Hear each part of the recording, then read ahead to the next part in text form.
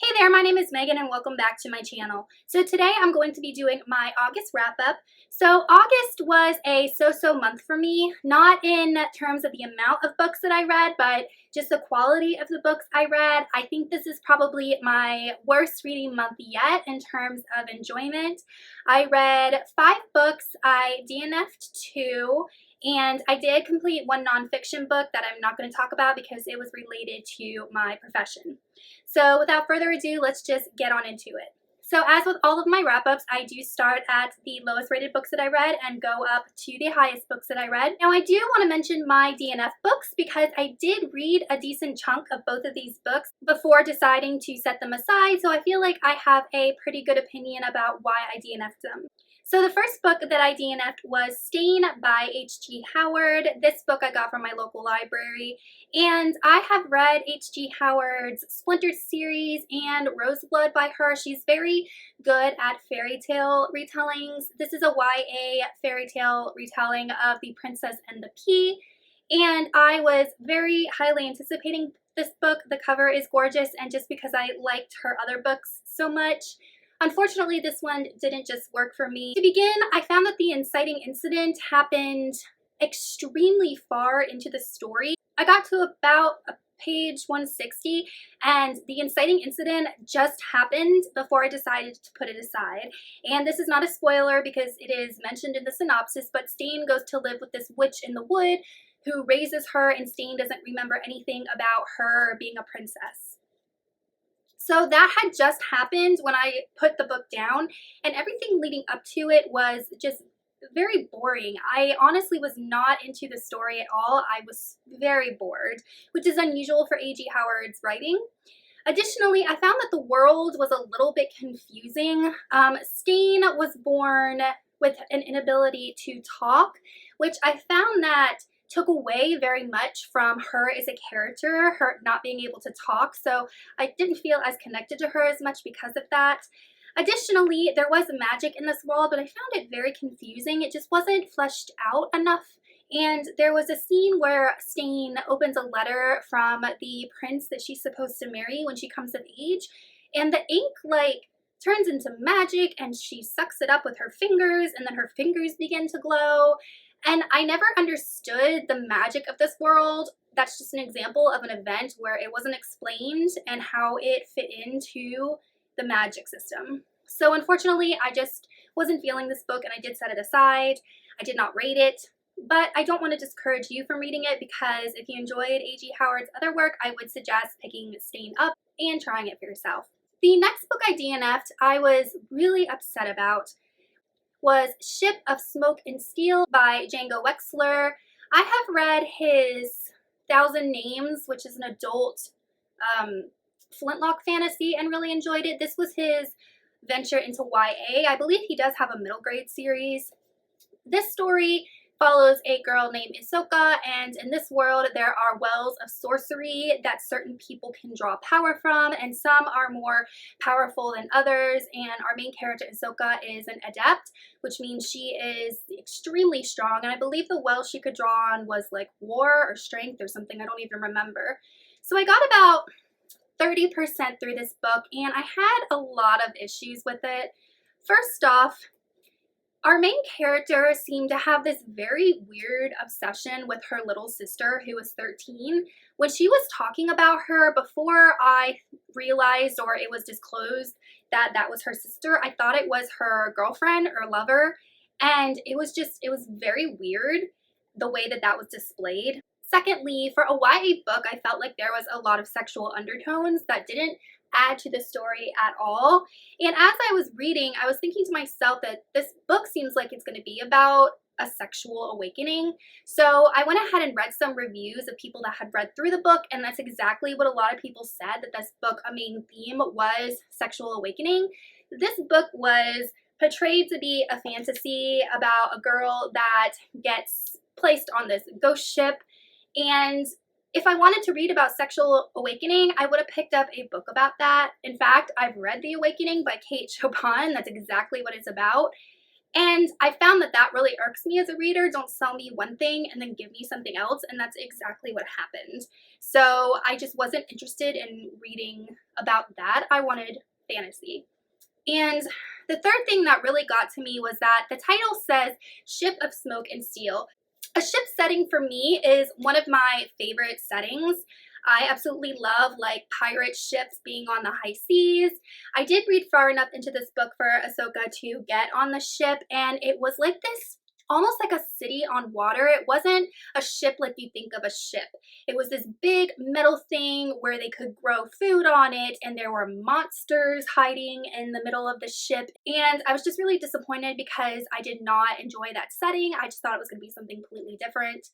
So this book I did receive an ARCA. Honestly, for YA, in my opinion, it read more adult. So I ended up throwing this ARC in the recycling bin because I can't sell it and I'm not going to put it in my classroom and there's no one I know that wants to read it. Now on to the books that I finished. So the first one I'm going to be talking about is Sorcery of Thorns by Margaret Rogerson.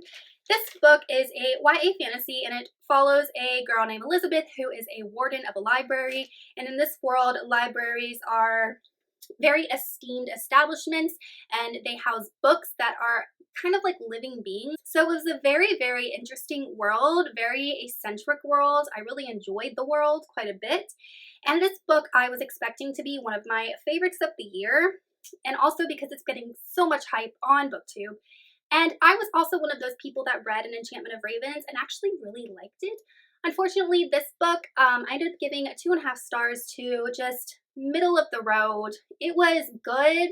I enjoyed it. I had fun reading it, but absolutely nothing about this book wowed me. Nothing about this book made it a new favorite of mine. I really did like the setting. I thought the characters were pretty good. I know that a lot of people really, really love Silas. I thought he was extremely dull. Like, I really just didn't connect to Silas like other people did. Additionally, our villain, Ashcroft, I think that's his name, I just didn't think he was a scary villain. And then I was a little bit confused towards the end how we had one villain and then another villain and then another villain. And I felt like the ending was just completely cut off.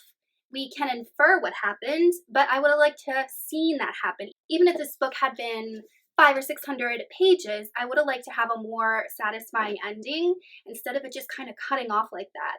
So unfortunately, this book did not live up to my expectations. It's still good, it's still fun, but not the favorite that I was hoping. My next book is going to be Bright Ruin by Vic James. This is an adult dystopian fantasy and the last book in the Dark Gifts trilogy. So I was really excited to pick this up and see how the conclusion of this series went. Unfortunately, this book was definitely my least favorite in the trilogy. I felt like the ending was very rushed, very ambiguous, and the fate of Luke, one of our main characters, I wish that had been explained a little bit more. I kind of could guess what happened, but I just would have liked maybe some solidification about what happened because there's two theories I have and I'd like to know which one was right. So this book, unfortunately, it just didn't satisfy me as a conclusion to a series. There was just a lot of loose ends that weren't tied up very tightly and a little bit disappointed. So all in all, 3 out of 5 stars. My next 3-star book is Lord of Shadows by Cassandra Clare. This is the second book in the Dark Artifices series. This book I was teetering between 3 and 3.5 stars because I do like this series. I do have a lot of fun reading it. I do think that this book is too long and a lot of the content could have been taken out to make it a quicker read. And the thing that really dropped this book down to a 3-star for me was the relationship between Tyrion, Mark, and Christina. One thing I do not like about Cassandra Clare as an author is that she needs to incorporate a romantic element into every single character's story. Every story. And after a while, for me personally, it gets very tiring. And she took that romantic element between Mark and Christina, Mark and Tyrion, and then made it some weird love triangle. And it just drawled on and on and on, and the drama was so unnecessary. Not only that, but now we have Diana and her love story. Like, I don't need all of these characters, backstories, and relationships explained to me to take up massive amounts of space in the book. Just get to the main plot. So that just really, really irked me, and I found myself not enjoying this book as much as I could have. I do still like the series. I'm definitely going to read Queen of Air and Darkness. I pre-ordered the paperback copy, which should arrive in October.